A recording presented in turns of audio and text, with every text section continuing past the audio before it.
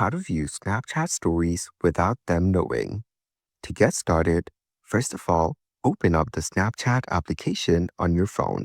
You will then be taken to the camera screen on Snapchat. On this screen, go to the bottom panel and tap on the stories icon as shown.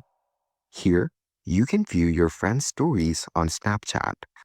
You can also view the stories of some of the friends who are not added to you on Snapchat. Now swipe down on your screen to open the control center. Turn off your Wi-Fi and then turn on airplane mode. Now, go back to the story page and tap on any story that you want to view. You can now view the story without them knowing that you have viewed it. You can repeat the same for any other friend's story if you do not want to let them know that you are viewing their story. So, by following these simple and easy steps, you can go ahead and easily view Snapchat stories without them knowing.